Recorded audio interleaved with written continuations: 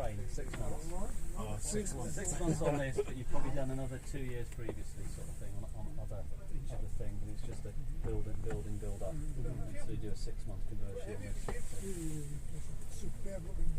of thing. It's nice from the front sort of thing. That's the thing. Yeah, it looks good.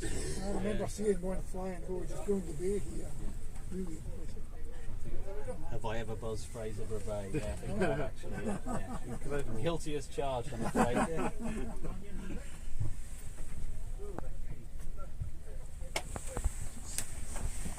Plenty of dials, yep. Aye.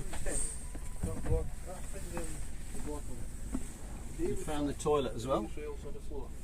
So there's a toilet in the on the right hand side, but it's not connected. Can I move you forward, Bob, a bit? Eh? Can I move you forward a bit? So. Take it in. Do there.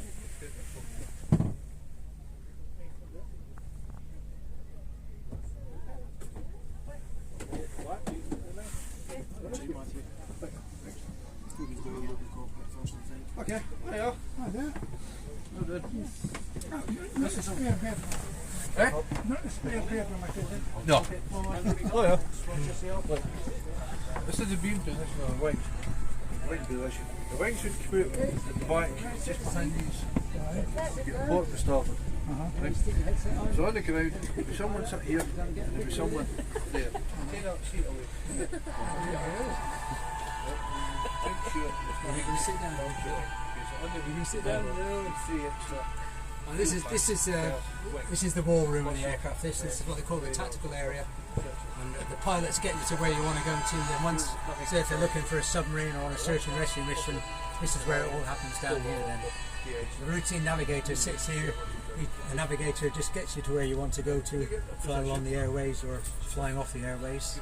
And once they get to the target area of operations, and this chap here takes over, the tactical navigator, and all the information that the 9 operators get on their sensors down here all come up to him. Oh, I see, you're right. And it would sit in. Alright, okay, in the mountain there.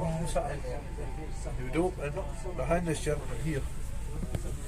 The window's open. They realised, the Air Force realised, take a photograph of that. A, to get the clarity, and B, to get the proper clarity of what it is. So they open the window to get perfect. Right? And on here is there's 4 some samples of the and 10 of the cameras. Right? So pretty high speed Russian destroyer. You can tell by the. These are missiles, that's like Tomahawk missiles and stuff. And then you get the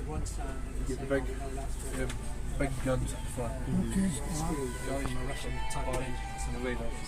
So they know they can pick out what type of submarine it is. Decided whether to.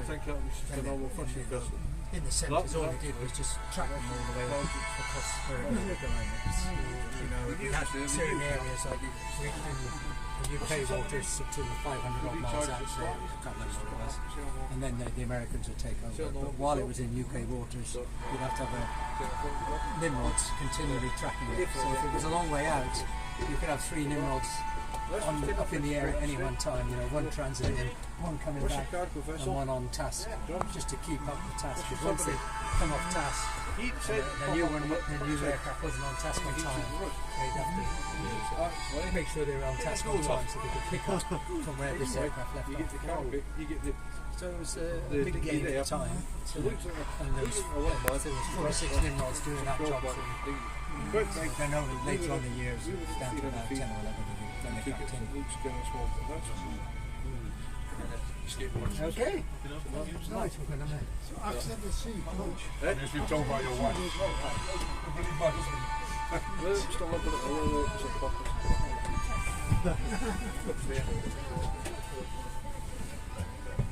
Good afternoon. Afternoon, how are you doing? Not bad, yourselves? Not bad at all. Yeah. This is what's remaining of the tactical area. If you look on the diagram here, effectively all that stuff would have gone that way. So we've chopped the aircraft about there. Probably easy to see on this one here. It's about there, look. All that's gone.